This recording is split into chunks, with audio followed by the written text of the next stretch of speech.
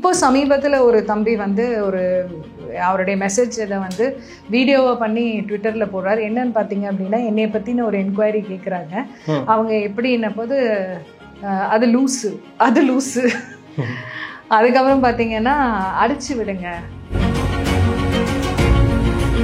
இப்போது நாம் தமிழர் கட்சியில் வந்து தனிப்பட்ட விதத்தில் பெண்கள் நிறைய பேர் இருக்காங்க. பட் வெளியில் ஒரு தமிழ் தேசிய ஆதரவாளராக எத்தனை பெண்கள் இருக்காங்க? அப்போ என்னை வெளியே அனுப்பியிருக்காங்க அப்படின்னா ஒரு மரியாதையோடு இருப்பாங்க அப்படிங்கிற ஒரு நம்பிக்கையோடு தான் வெளில அனுப்பியிருக்காங்க. அங்கே நான் மரியாதை குறைஞ்சு ஒரு குறைபாடோடு நடத்தப்படுகிறேன் என்றால் இவங்க தான் அவமானப்படுறாங்க. அப்போது இன்னைக்கு ஒரு சமூகம், ஒரு தமிழ் சமூகமாக பாருங்களேன், எனக்கு பாதுகாப்பு யார்? நீங்களுமே எனக்கு பாதுகாப்பு. மாவீரர் நாள் அன்னைக்கு திமுக ஒரு இது கொடுக்குது, என்னன்னா சாதி ஒழிப்பு மாவீரர்கள் நாள் அப்படின்னு சொல்லிட்டு. எனக்கு பார்த்தோன்னே எனக்கு கோபம் மண்டை கேரிச்சு. எனக்கு தமிழ் மக்கள் ஒருத்தரும் இதை உள் வாங்கிட்டோம் அப்படின்னா அவங்களால ஒண்ணுமே பண்ண முடியாது. அது தெரிஞ்சதுனால தான் நம்மளை உளவியலா அடிக்கிறாங்க. நம்மளை வந்து வேற நம்ம கிட்ட இருந்தே ஒருத்தரை வந்து நம்ம கண்ணை குத்துறதுக்கு ரெடியா வச்சிருக்காங்க, ஆள் ஏற்பாடு பண்ணிட்டு இருக்காங்க. இவங்க வந்து அந்த கட்டமைப்பு, நாம் தமிழர் கட்டமைப்பு வளர்ச்சிக்கான ஒரு பாதையில தான் கொண்டு போறாங்கன்றதுனால தானே இவங்களை உடைச்சு தூக்கி வெளியே போட்டது. இதுதான் என்னுடைய பார்வை. இப்போ இதுதான் நான் கேள்வி கேட்கிறேன். அப்போ ஒரு தடுமாற்றமே இல்லாம போயிட்டு இருந்த ஒரு கட்சியில வந்து இப்படி ஒரு தடுமாற்றம் வர வைக்கக்கூடிய காரணம் என்ன? காரணி யார்? என்ன அப்படின்னா, இன்னைக்கு வந்து நிதி கொடுக்குறவங்க குறைஞ்சிட்டாங்க. இன்ஃபேக்ட் இத்தனை வருடத்துல இதுதான் முதல் தடவை நான் எந்த நிதியும் கொடுக்கல, யாருக்குமே கொடுக்கல. விஜயே வந்து இல்ல ஒரு தெலுங்கர் ஒரு பின்னாடி ஒரு பட்டா ஒரு குடிப்பேரை சேர்த்துட்டா ப்ராப்ளம் சால்வ் இல்ல. தமிழரால ஈஸியா தெரிஞ்சிரும். இன்னைக்கு அவர் சீமான் அண்ணனுடைய பாஸ்போர்ட் செபாஸ்டின் இருந்துட்டு போட்டோம், உனக்கு என்ன பிரச்சனை? கிறிஸ்தவரா இருந்தா என்ன பிரச்சனை?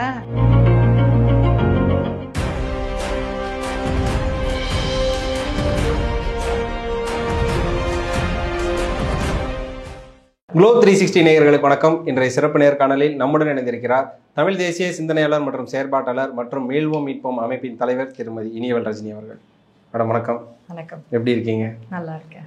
ஆக்சுவலாக வந்து இந்த ஒரு நேர்காணல் எனக்கு பல யோசனைகள் ஓடிட்டு இருந்தது. இந்த கேள்வியை கேட்கலாமா, இந்த கேள்வி கேட்கலாமா, இந்த ஒரு கண்டென்ட் எடுக்கும்போதே சம்மந்தமே இல்லாமல் ஒரு ஆடியோ ஒன்று வந்தது. அதுக்கப்புறமா நாம் தமிழர்லேருந்து தொடரும் விலகல்னு சொல்லிட்டு நிறைய விஷயங்கள் நடந்தது. சரி, ஓகே, இது வந்து ஒரே கேள்வியாக கேட்டுருவோம், இதுலேருந்து சப்கொஸ்டின்ஸ் வச்சுப்போம் அப்படின்ற மாதிரி என்ற ஒரே கேள்வி தான் இருக்குது. தொடரும் சலசலப்புகள் நாம் தமிழரின் பெயரில் வரும்போது உங்களுக்கு என்ன மேம் ஸ்ட்ரைக் ஆகுது? ஆனால் வரும் பெயரிலெல்லாம் சாட்டை துறைமுகம் தான் ஹேஷ்டேக் போட்டு வருது. இல்லை, என்னை பொறுத்த வரைக்கும் உங்களுக்கு தெரியுமான்னு தெரியாது, நிறைய இடத்துல நான் பதிவும் பண்ணியிருக்கேன். சாட்டை துறைமுகனுடைய செயல்பாடுகள் வந்து சந்தேகத்துக்குரியது அப்படின்ட்டு போன வருடமே நான் வந்து ஒரு பெரிய கேள்வி லிஸ்ட்டே வந்து பண்ணியிருந்தேன். நமக்கு அது ரொம்ப வருத்தமாக இருந்தது. இது அவர் பதில் சொல்லியிருந்தாருன்னா ஒருவேளை நமக்கு அதை அவர் மேலே உள்ள சந்தேகம், ஏன்னா வெறும் கேள்விகள் தான் கேட்டிருந்தேன், சந்தேகம் குற்றச்சாட்டு எதுவுமே கிடையாது. ஆனால் அதுக்கு பதில் சொல்லாமல் அவர் கடந்து தான் போகிறாரு. என்னன்னா மென்டல் அப்படின்ட்டு. இப்போ சமீபத்தில் ஒரு தம்பி வந்து அவருடைய மெசேஜ் இதை வந்து வீடியோவை பண்ணி ட்விட்டரில் போடுறாரு. என்னன்னு பார்த்தீங்க அப்படின்னா, என்னைய பற்றின ஒரு என்கொயரி கேட்குறாங்க. அவங்க எப்படின்ன போது அது லூஸு அதுக்கப்புறம் பார்த்தீங்கன்னா அடிச்சு விடுங்க, போட்டு அடிங்க அப்படிங்கிற மாதிரி. நமக்கு ரொம்ப ஷாக்காக இருந்தது. பட் ஆக்சுவலி எதிர்பார்த்தது தான் வச்சுக்கோங்க. பட் இவ்வளவு நேரடியாக ஒரு இன்னொருத்தர்கிட்ட இப்படி பேசுவாங்களா அப்படிங்கிறது நம்ம கொஞ்சம் பிரமிப்பாக தான் இருந்தது. ஐ மீன், ஒருத்தரை தப்பாக சொல்லணும்னா கூட ஒரு மரியாதையோடு சொல்லலாம். இல்லைப்பா அவங்க நம்ம ஆள் கிடையாது, அவங்கள கடந்து போயிருங்க அப்படின்னு சொன்னா கூட அது ஒரு லூஸு, அடிச்சு விடுங்க. இதெல்லாம் வந்து தவறான ஒரு அரசியல்ல இருக்கக்கூடியவர்கள், அதுவும் தமிழினத்துக்காக போராட வேண்டிய இடத்துல இருக்கிறவங்க இந்த மாதிரியான சொல்லாடல வந்து பண்ணக்கூடாது. இப்போ நாம் தமிழர் கட்சியில வந்து தனிப்பட்ட விதத்துல பெண்கள் நிறைய பேர் இருக்காங்க. பட் வெளியில ஒரு தமிழ் தேசிய ஆதரவாளராக எத்தனை பெண்கள் இருக்காங்க? நீங்க அந்த கேள்வியை நீங்க உள் வாங்கணும். அப்போ பெண்கள் வந்து ஒரு தடவை அடி வாங்கும் போதோ, ஒடுக்கப்படும் போதோ, இல்ல ஒரு கெட்ட வார்த்தையில திட்டப்படும் போதோ தெரிஞ்சோ தெரியாமலே உள்ள ஒரு சுருக்கம் வரும் தான். கண்டிப்பா அது வந்து உங்களால மாத்த முடியாது. அதே மாதிரி வந்து இப்போ தப்பிதமா ஒரு பெண்ணை சொல்றேன், இப்போ என்னே வந்து ஒரு தப்பிதமா சொல்றாங்க அப்படின்னா, மற்ற கட்சிகள்ல இருந்து சொன்னா அது பிரச்சனை கிடையாது. பட் நாம் தமிழர், தமிழ் தேசிய கட்சிகள்ல இருந்து சொல்லும்போது என்ன ஆகுது அப்படின்னா, இயல்பாவே எனக்குள்ள ஒரு இப்போ என்ன இப்படி பேசுறாங்க அப்படின்னா அது யாருக்கு அவமானம் பார்த்தீங்கன்னா, என்னுடைய வீட்டு ஆண்கள், அது என்னுடைய அப்பா, என்னுடைய கணவர், என்னுடைய கூட பிறந்தவங்க, என் மகன், இவங்க ஏன்னா ஆண்களுடைய இயல்பான ஒரு நேச்சர் என்னன்னா பெண்களை பாதுகாப்பது. அப்ப என்னை வெளியே அனுப்பியிருக்காங்க அப்படின்னா ஒரு மரியாதையோட இருப்பாங்க அப்படிங்கிற ஒரு நம்பிக்கையோட தான் வெளில அனுப்பியிருக்காங்க. அங்க நான் மரியாதை குறைஞ்சு ஒரு குறைபாடோடு நடத்தப்படுகிறேன் என்றால் இவங்க தான் அவமானப்படுறாங்க. அப்போ இன்னைக்கு ஒரு சமூகம், ஒரு தமிழ் சமூகமா பாருங்களேன், எனக்கு பாதுகாப்பு யாரு? நீங்களுமே எனக்கு பாதுகாப்பு தான். நான் யாரை நம்பி வெளியில வரணும், அத்தனை பேருமே எனக்கு அரணாக தான் இருக்கணும் அப்படிங்கிற ஒரு இடத்துல தான் நம்ம நிக்கிறோம். ஆனா ஒருத்தர் தொடர்ந்து வந்து இந்த ஆடியோ லீக்ல இருந்து எல்லா இடத்துலையுமே அவர் பேர் அடிபட்டுக்கிட்டே தான் இருக்கு. வெளியேறியவர்கள் அத்தனை பேரும் அவரை தான் காட்டுறாங்க, நான் உட்பட அவரை தான் காட்டுறோம். ஆரம்ப காலத்துல வந்து துரோகி துரோகி துரோகின்ட்டு எல்லாருமே நாம் தமிழரை விட்டு வெளில வந்துட்டா இவங்க வெளில போயிட்டாங்க, இவங்க துரோகி, அந்த மாதிரி ஒரு சொல்லாடல்கள் நிறைய இருந்துகிட்டே இருக்கு, கட்டமைக்கப்படுது, ரொம்ப டார்ச்சர் பண்றது அந்த மாதிரி எல்லாம் இருக்கும். பட் இப்போ பாத்தீங்கன்னா சமீபமா வந்து அந்த உள்ள இருக்கிறவங்களே கொஞ்சம் என்னமோ நடக்குது, ஏன்னா எல்லாருமே எப்படி துரோகியா இருக்க முடியும்? இருக்க முடியாது இல்லையா? அப்போ இது வந்து என்னன்னா ஒரு கிட்டத்தட்ட கட்டமைக்கப்பட்டது. நான் என்னுடைய அந்த பதிவுல முன்னாடி சொன்னேன் இல்லையா, அந்த பதிவுல நான் போட்டது என்ன அப்படின்னா, நம்மை தமிழர்களை எப்பவுமே நிமிர விட்டது கிடையாது. அப்போ ஏதாவது இடத்துல சிக்கி இருக்கீங்களா அப்படிங்கிற கேள்வியை நம்ம வைக்கிறோம். இல்ல அண்ணனை சிக்க வச்சிருக்கீங்களா? இப்போ ஆடியோஸ் எல்லாம் எங்க இருந்து போகுதுங்கிற கேள்வி ஒண்ணு பெருசா நிக்குது இல்ல, அதுக்கு நமக்கு பதிலே கிடைக்கலையே. ஆனால் பதில் அவர் வாயிலேருந்து வருது மேம், என் ஃபோன்ல தான் போகுது. ஆனால் நான் ரிலீஸ் பண்ணல. நீ ஏன் வச்சிருக்க அதெல்லாம்? அந்த மாதிரியான விஷயங்கள் நீ ஏன் வச்சிருக்க? முதல்ல நீங்க ஏன் பேசுறீங்க? அப்படி உங்களை பலகீனப்படுத்தக்கூடிய விஷயங்களை நீங்க ஏன் பேசுறீங்கன்ற கேள்வி இருக்குல்ல. இப்போ எனக்கு நான் வந்து இப்போ நீங்க வந்த உடனே ஒரு வார்த்தை சொன்னேன், அரசியலே வந்து நமக்கு ஒரு அருவருப்பை கொடுக்குது இப்போ வர வர அப்படின்னு சொல்லிட்டு.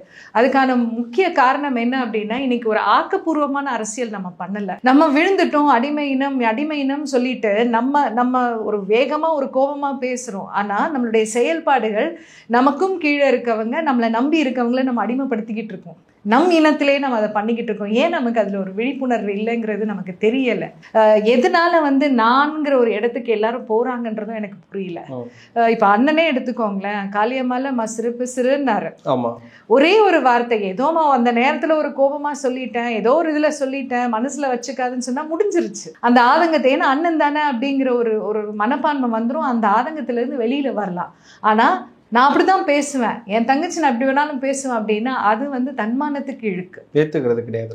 அது வந்து அதை நான் ஏத்துக்க மாட்டேன். எந்த தன்மானம் உள்ள பெண்களும் ஏத்துக்க மாட்டாங்க.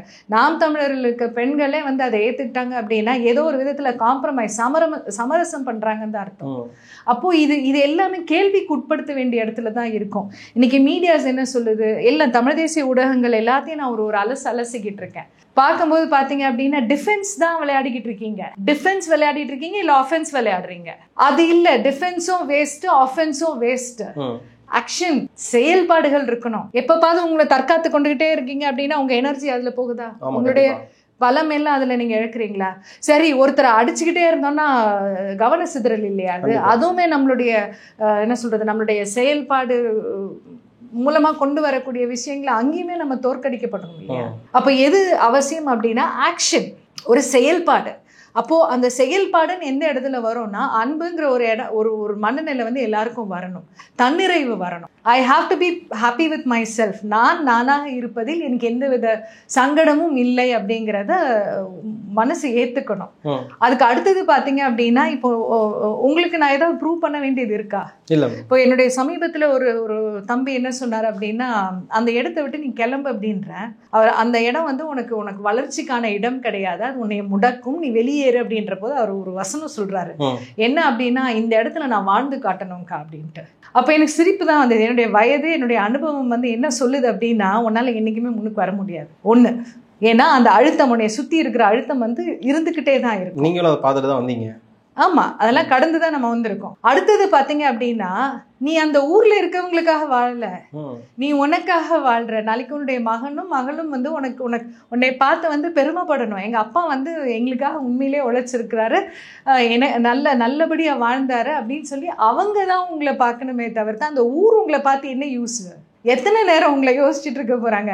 நம்ம மனைவி மக்கள், நம்மளுடைய கணவன் மக்கள் வந்து யோசிக்கிற அளவுக்கு வேற யாராவது நம்மளை யோசிப்பாங்களா? சிந்திப்பாங்களா? சிந்திக்க மாட்டாங்களா? அதே மாதிரி தான் வந்து அரசியல் கட்சியுமே எப்போவுமே வந்து எல்லாரையும் சேர்த்து தான் சிந்திக்கணும். நான்ன்ற இடத்துல இருந்து தள்ளி நின்று சரி நாம என்ன பண்ணலாம், எது ஆக்கப்பூர்வமாக பண்ண முடியும். இப்போ ஒன்றும் இல்லை, இந்த இப்போ நவம்பர் 27 நீங்கள் பார்த்தீங்களான்னு தெரியல, அந்த மாவீரர் நாள் அன்னைக்கு திமுக ஒரு இது கொடுக்குது. என்னன்னா சாதி ஒழிப்பு மாவீரர்கள் நாள் அப்படின்னு சொல்லிட்டு. எனக்கு பார்த்தோன்னே எனக்கு கோபம் மண்டை கேரிச்சு. எனக்கு என்னடா நினைச்சிட்டு இருக்கீங்க? மாவீரர்களுக்கும் சாதிக்கும் என்ன சம்பந்தம்? அப்போ ஏதோ ஒரு விதத்துல வந்து தன்னுடைய கருத்தியலை திணிக்கணுங்கிறதுல தயாரா இருக்காங்க.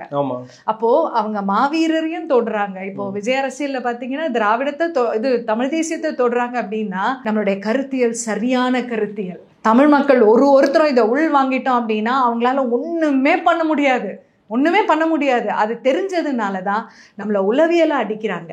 நம்மளை வந்து வேற நம்ம கிட்ட இருந்தே ஒருத்தரை வந்து நம்ம கண்ணை குத்துறதுக்கு ரெடியா வச்சிருக்காங்க, ஆள் ஏற்பாடு பண்ணிட்டு இருக்காங்க.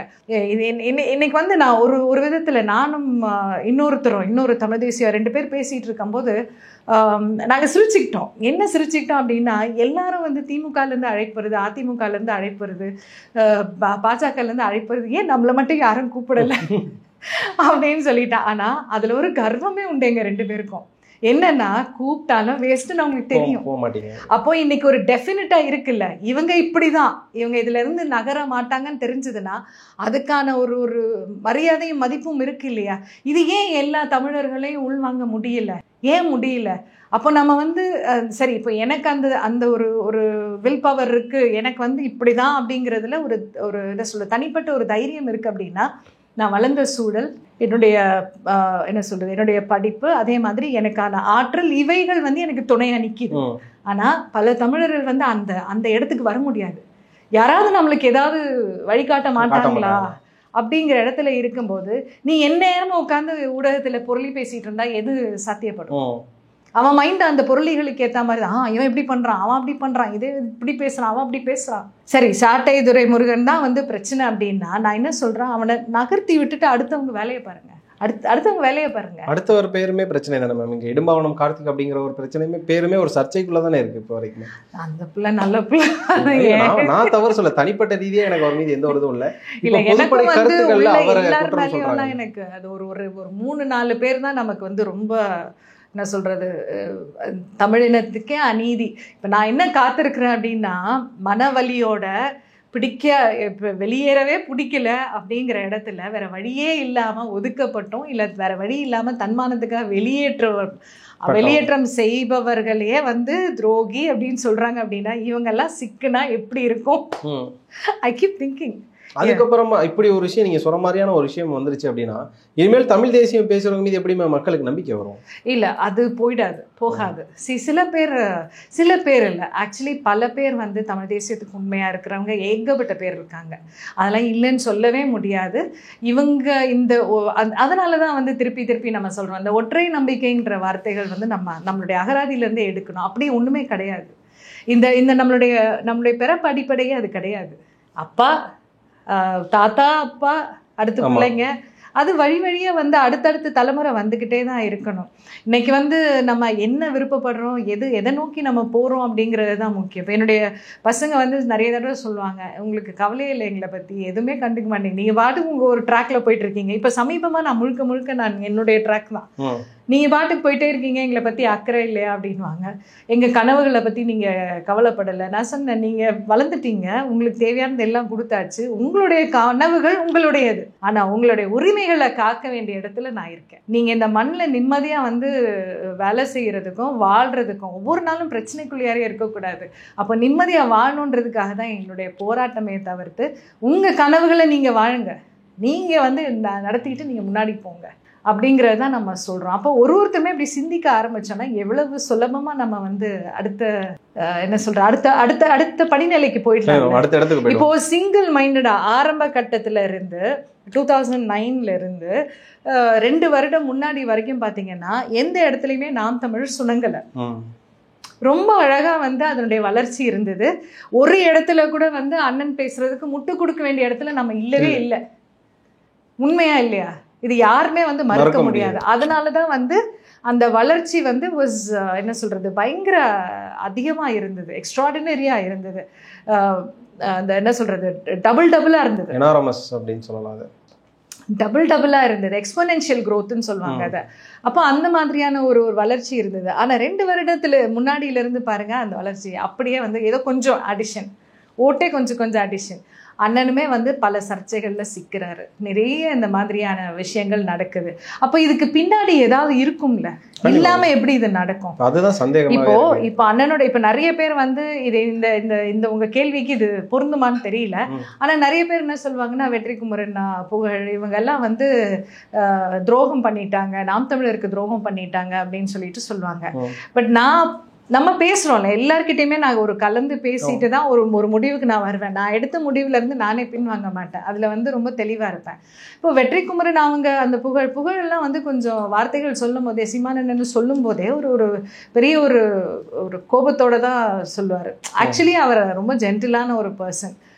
வெற்றிக்குமரனும் அது மாதிரி தான். பின்னாடி நிறைய கதைகள் சொல்கிறாங்க, அதெல்லாம் எனக்கு தேவை கிடையாது. நான் பார்த்த வரைக்கும் வந்து இதுதான் நிலவரம். ஆனால் அவங்க வந்து வெளியேறினது நாம் தமிழருக்கு துரோகிகள், இவங்கெல்லாம் விலக்கப்பட வேண்டியவர்கள் அப்படின்னு சொல்லுவாங்க. ஆனால் இதில் ஒரு முக்கியமான ஒரு விஷயத்தை நீங்கள் நோட் பண்ணணும். ராவணன் அவர்கள், ஜெயதீச பாண்டியன், அப்புறம் வந்து புகழ், அப்புறம் வெற்றி, ஹுமாயூன், இந்த மாதிரி சில பேர், நிறைய பேர் வந்து அண்ணனுடைய நெருக்கத்தில் இருந்தாங்க.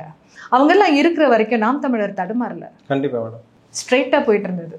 அது பெரும் வளர்ச்சி, அந்த எக்ஸ்போனென்ஷியல் க்ரோத்துக்கு ஏற்ற மாதிரி தான் போயிட்டு இருந்தது. சர்ச்சைகளும் இல்லை, சர்ச்சைகள் கிடையாது. எதனா அதாவது அவர் பேசுனது சர்ச்சையாச்சுன்னு சொல்லிட்டு ஒரு வேர்ட் எடுத்து போட்டால் கூட அதை வந்து ஃபுல்லாக கேட்குற நிலைமைக்கு போனால் நம்ம பக்கம் வர்ற மாதிரியான ஒரு சூழல் தான் இருந்ததே தவிர்த்து இன்னைக்கு ஐயோன்னு சொல்கிற மாதிரியான சூழல் அப்போ கிடையாது. அப்போ சொல்லுங்க, யார் துரோகி? உள்ள இருந்து யாரோ வேலை பார்க்க. எப்போ இவங்க வந்து அந்த கட்டமைப்பு, நாம் தமிழர் கட்டமைப்பு வளர்ச்சிக்கான ஒரு பாதையில தான் கொண்டு போறாங்கன்றதுனால தானே இவங்களை உடைச்சு தூக்கி வெளியே போட்டது. இதுதான் என்னுடைய பார்வை. இப்போ இதுதான் நான் கேள்வி கேட்கிறேன். அப்போ ஒரு தடுமாற்றமே இல்லாம போயிட்டு இருந்த ஒரு கட்சியில வந்து இப்படி ஒரு தடுமாற்றம் வர வைக்கக்கூடிய காரணம் என்ன? காரணி யாரு?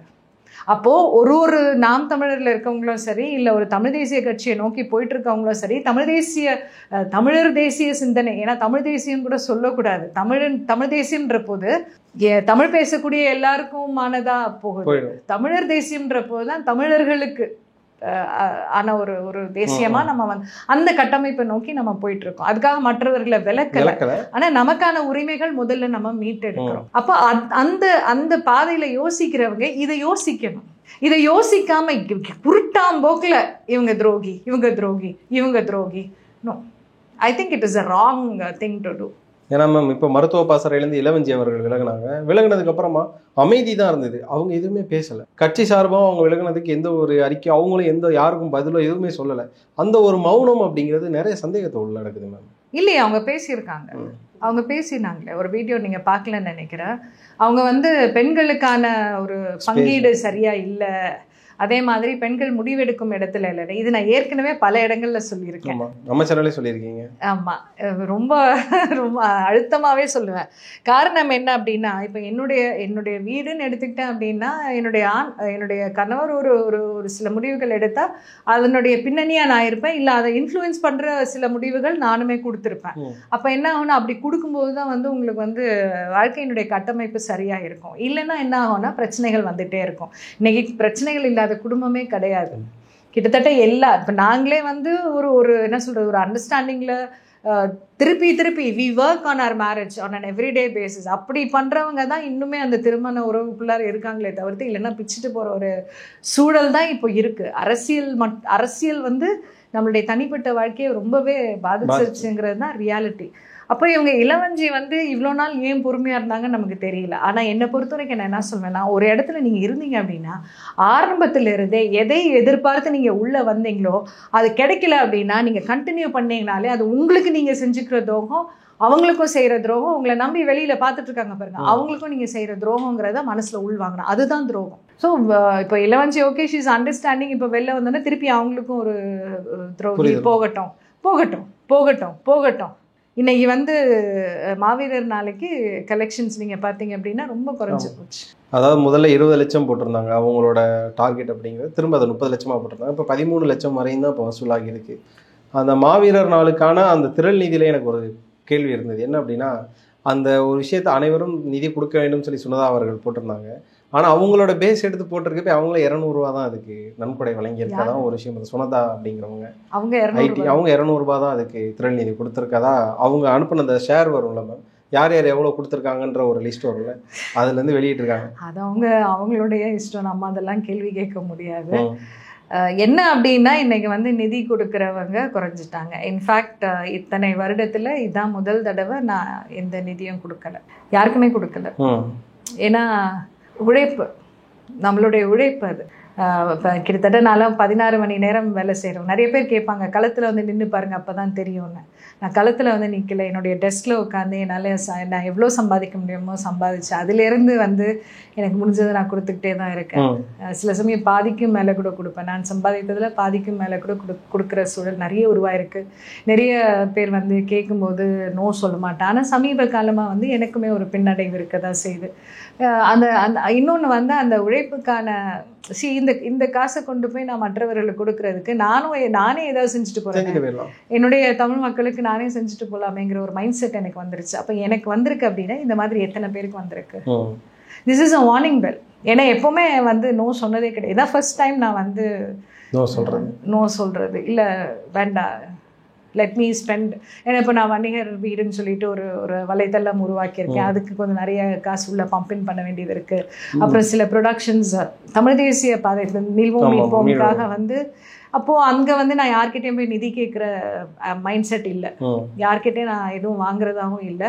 அதை நான் முடிவு எடுத்துட்டேன். என்னுடைய டீமுக்குள்ளாரையே நாங்கள் வந்து நிதி கலெக்ஷன்லாம் எதுவுமே கிடையாது, வெறும் அறிவுசார் இதுதான் இது. இப்போ நாங்கள் பண்ணுற வேலைகள்லாம் வந்து என்னுடைய துறை சார்ந்து இருக்கிறதுனால என்னுடைய டீம் வச்சு அதுக்கான காசை நான் போட்டு நம்ம பண்ணிக்கிட்டு இருக்கோம். அதனால ஐ டிசைடட். அப்போது இந்த மாதிரி மனநிலையில் எத்தனை பேர் இருக்காங்கன்னு நமக்கு தெரியாதுல்ல. அந்த திரள் நீதி கேட்கறதுக்கான ஒரு காணொலி ஒன்று நீங்கள் பார்த்துருப்பீங்க. அந்த சீமான் அவர்கள் பேசினது உடல்நிலையாகவும் மனநிலையாகவும் ரொம்ப சோர்வாக காணப்பட்ட ஒரு சீமான் அவர்களை பார்த்தா தான் அனைவருமே சொன்னாங்க. உங்களுக்கு எப்படி இருந்தது அதை பார்க்க? நான் பார்க்கல, சமீபமாக எனக்கு நேரமே கிடையாது. நிறைய விஷயம் நான் ஒரு செலக்டிவ் பீப்புள் பேசுறது தான் கேட்டுப்பேன். இன்ஃபேக்ட் இப்போ நியூஸே நான் அப்டேட்டடாக இல்லை. பார்க்காத காரணம் மேம் பிடிக்கல அப்படின்னு எடுத்துக்கலாமா, இல்லை விருப்பம் இல்லைன்னு எடுத்துக்கலாம்? இல்லை, நான் தான் சொன்னேன்ல, டோன்ட் வேஸ்ட் யுவர் டைம். நேரம் வந்து பொன் போன்றதுன்னு சொல்லுவாங்க. நேரம் பொன் போன்றது கிடையாது, உயிர் போன்றது. திரும்ப போனால் வராது. அதனால அதை இனி விரயமாக்க வேண்டாம். எதை நோக்கி நம்ம போக போகிறோமோ அதை மட்டுமே கவனம் செலுத்துவோம் அப்படிங்கிற ஒரு மைண்ட் செட்டுக்கு வந்துட்டேன் நான். I don't want to waste my time. அதுவும் என்னுடைய வீட்டில் தொடர்ந்து மரணங்கள். என்னுடைய தம்பி இப்போ 2 வாரம் முன்னாடி 3 வாரம் முன்னாடி இருந்தாங்க. அப்போ நமக்கு வந்து என்ன சொல்றது, ஒரு பொட்டில் அரைஞ்ச மாதிரி லைஃப் இஸ் வெரி. ஏன்னா 10 நாள் விதின் என்ன சொல்றது டயக்னோஸ் பண்ணி என்னன்னு இதுதான் அப்படின்னு நாங்களே வந்து சிங்க் பண்றதுக்குள்ளார இறந்துட்டான். அப்போ வந்து இட் வாஸ் வெரி டஃப். இப்போ என்னாலெல்லாம் அது ஏற்றுக்கவே முடியல. ஏன்னா நாங்கள் 2 பேரும் வந்து ஒரே பிறந்த நாள், 2 வயது மட்டும்தான்.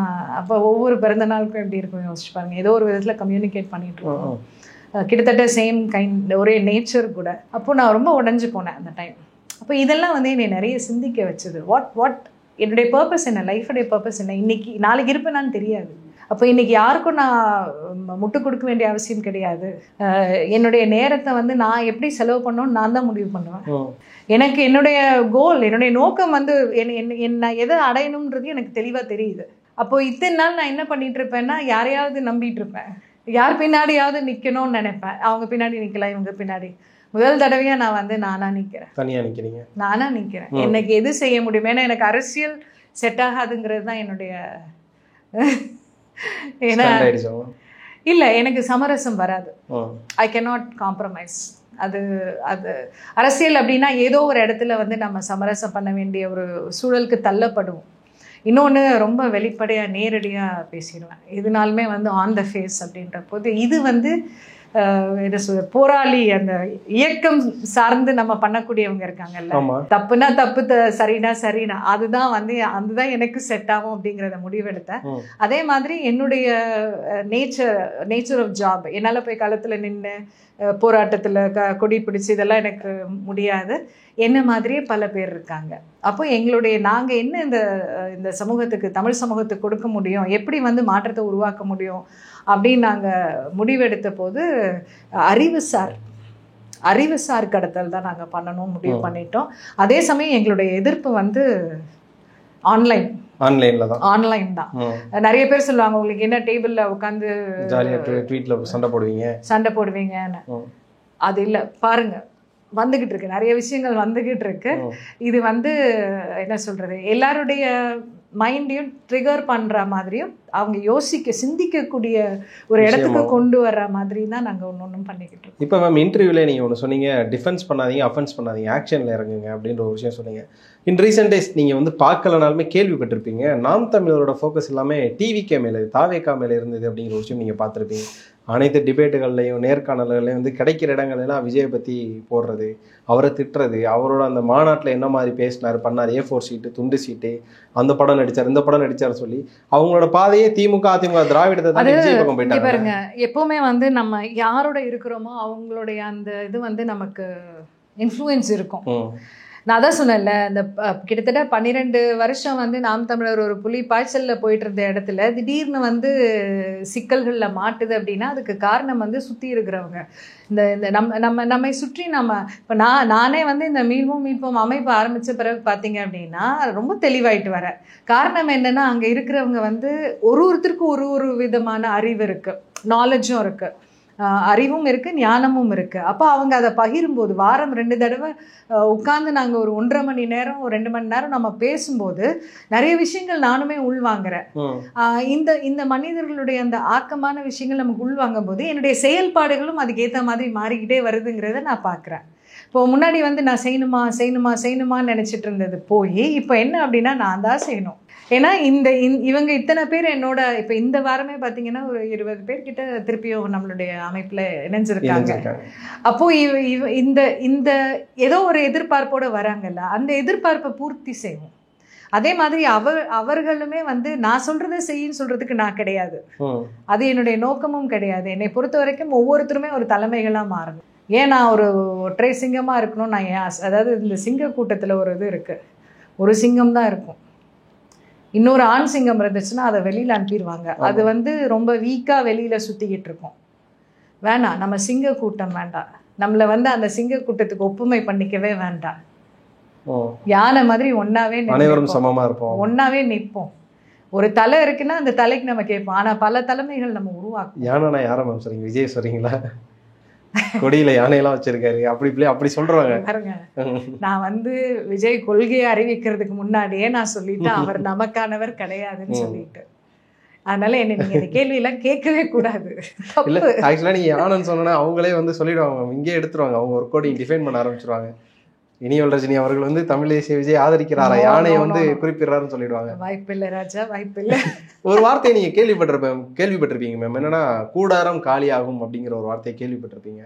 இப்போ திரும்பவும் அந்த ஒரு விஷயத்த வந்து அனைத்து டிபேட்டுகள்லையுமே இடுமானம், கார்த்தியாரோடும் பத்திரிகையாளர்கள் எல்லாமே நாம் தமிழரை பார்த்து கேட்குறாங்க, ஒரு ஆளாக விலகிறாங்க. 2026 அவங்க கூடாரம் எப்படி இருக்குன்ற ஒரு விஷயத்த கேட்குறாங்க.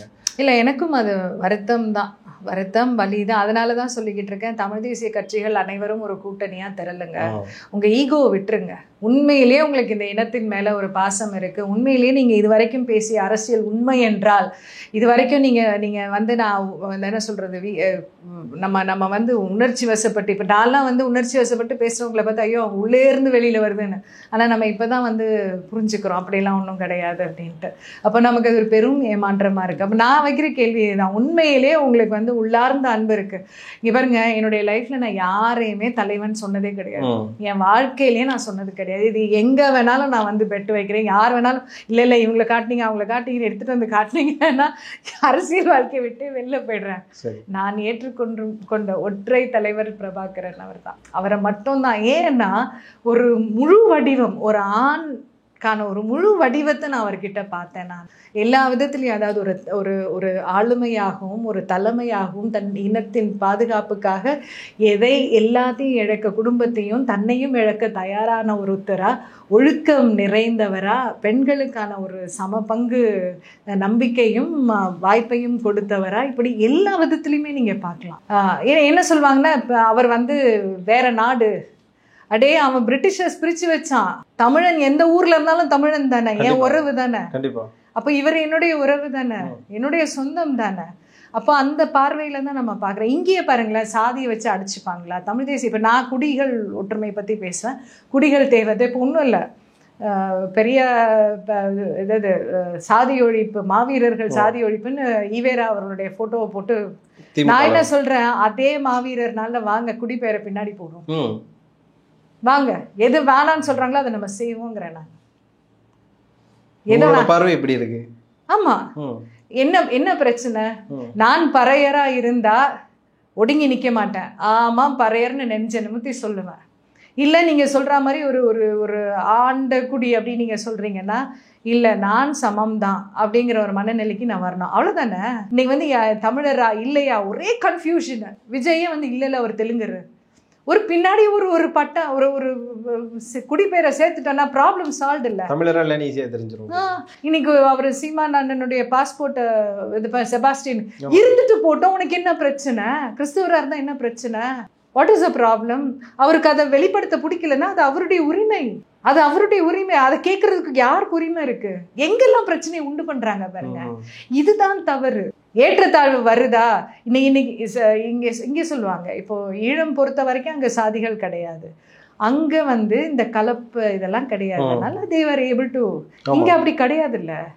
இங்கே நம்ம ஒரு இந்தியான்னு ஒரு நிலப்பரப்போடு சேர்ந்து தானே வாழ்ந்துக்கிட்டு இருக்கோம். அப்போ நமக்கு அடையாளம் தேவையில்லை. எந்த மாநிலத்திலையும் இல்லாத ஒரு கொடுமையை இங்கே பண்ணிக்கிட்டு இருக்காங்க, நம்மளும் அதை ஏற்றுக்கிட்டு உட்காந்துக்கிட்டு இருக்கணுமா? எதுக்கு ஏற்றுக்கணும்? குடி பேர் வேணும் அப்படின்னா உடனே வந்து குடிப்பெருமை பேசுறாங்க. இதுல என்ன பெருமை இருக்கு? சாதிய பெருமை பேசுறாங்க. என்ன பெருமை இருக்கு? ஒரு பெருமையும் கிடையாது. ஒருத்தருக்கும் ஒரு நம்ம வீட்லயே ஒருத்தர் ஒரு இடத்துல சிறப்பா இருக்காங்க, அதுக்காக வந்து நம்ம சொல்றோம்ல, இப்போ நான் விஜயோட கிளாஸ்மேட்டா அதுக்காக அதனால எனக்கு ஏதாவது பலன் இருக்கா? இல்ல. அப்படிதான் அது யூ ஹாவ் டு. எல்லாருமே ஒரே மாதிரி ஒரே ஒருத்தருக்கு ஒரு பவர் இருக்கும், அவ்வளவுதான். வேட்பாளர்கள் தேர்வு பண்றது கூட வந்து அங்க எந்த குடி அதிகமா இருக்கோ அதுல இருந்து தேர்வு. என்ன தவறுங்கிறேன் நான்? என்ன தவறு? தவறே கிடையாது, அது ஒரு அரசியல் யுக்தின்னு நினைச்சுக்கிறேன். அங்க வந்து நான் கொஞ்சமா இருக்கிற குடிகளை நான் வந்து வேற்றுமைப்படுத்தி பார்ப்பேன், அவங்களுக்கான வாய்ப்பை நான் மறுப்பேன் அப்படின்னு சொல்லும் போது தான் அது தவறா போகும். ஆனா ஒரு ஒரு குடி ஒரு அதிகமா இருக்காங்க அப்படின்னா அவங்களோட இதுல தவறு கிடையாது. நீ அந்த இந்த என்ன சொல்றது, இந்த சாதிய படிநிலைகள் ஒழிக்கணும் அப்படின்னா எவனாவது ஒருத்தன் வந்து சாதிய அகங்காரத்தோட பேசினா பிடிச்சி போட்டு ஜெயில விடாது. அவன் சர்டிபிகேட்டை வாங்க, கான்ஃபிஸ்கேட் பண்ண, அவன் அடுத்து வாழ்றதுக்கு வழி இல்லாம பண்ண. பேசுவானா சாதி பெருமை? Then we will accept. பேசுவானா சாதி பெருமை? நமக்கு வாழ வழி இல்லைன்னா பேசுவானா? கண்டிப்பா கிடையாது, பேச மாட்டான்ல. இது சட்டத்துல இடம் இல்லையா அதுக்கு? ஏன் அப்படி ஒரு சட்டம் கொண்டு வர மாட்டேங்கிறீங்க? அதை கொண்டு வர்றதை விட்டு நாங்கள் சாதி ஒழிக்கிறோம், அதெல்லாம் ஒழிக்க முடியாது, அதெல்லாம் ஒழிக்கவே முடியாது. சாதியை ஒழிக்கலாம், குடிகளை ஒழிக்க முடியாது. தேட வச்சுட்டாங்க பாருங்க, ஆதி திராவிடர்னு போட்டு. இப்ப நானே அந்த ப்ராசஸ்ல தான் இருக்கேன். ஆதி திராவிடர்னா அதுக்குள்ளார வர்ற பிரிவுகள் என்ன, அந்த பிரிவுகள்ல நம்ம எந்த பிரிவுகள்ல வரோம்னு தேடிட்டு இருக்கேன். ஒருத்தருக்கா தேடிக்கிட்டு உட்காந்துக்கிட்டு இருக்கேன் நான். எங்க கொண்டு நிறுத்தியிருக்காங்க. அந்த அச்சமும் அந்த பயமும் நம்ம இருக்க வேண்டாமா? உட்காந்து அவன் இப்படி பண்றான், இதை இப்படி பண்றான், அவங்க இதை சொன்னாங்க, இதனாலதான் இப்படி பேசினாங்க, அதனால I don't find validity in that at all. அதனாலதான் வந்து இன்னைக்கு அறுத இருக்கிறேங்கிறேன். இப்போ கடைசியாக ஒரு கேள்வி இருக்கு மேம், என்ன அப்படின்னா, தமிழ் தேசியத்தை விரும்பக்கூடிய தம்பிகளாக இருக்கட்டும் தங்கைகளாக இருக்கட்டும், இப்போ நாம் தமிழருக்கு ஆதரவு கொடுக்கலாமா வேணாமா, என்ன மாதிரியான பிரச்சனைகள்ங்கிற ஒரு குழப்ப மனநிலையில் இருக்காங்க. நீங்கள் ஒரு அனுபவவாதி அப்படிங்கிறதுனால உங்ககிட்ட இந்த கேள்வி வைக்கிறேன். இன்னைக்கு வேற எதுவும் கட்சிகள் இல்லைன்ற பட்சத்தில் வேற வழியே இல்லை, நம்ம ஆதரிச்சு தான் ஆகணும். நம்ம குட்டு வேணாலும் வச்சுக்கலாம், பட் ஆதரிச்சு தான் ஆகணும், அது ஒன்றும் பண்ண முடியாது. சரிம்மா. அதை எல்லா தமிழர்களுமே வந்து அந்த இப்போ உங்களை நான் மரியாதை குறைவாக நடத்துகிறேன் அப்படின்னா நீங்கள் அனுமதிச்சா தானே நான் நடத்த முடியும். இப்போ நீங்கள் தவறுகள் செய்கிறீங்க அப்படின்னா அதை நான் ஏற்றுக்கிட்டா தானே நீங்கள் அந்த தவறுகள் செஞ்சுக்கிட்டே இருப்பீங்க. ஏற்றுக்காதீங்க.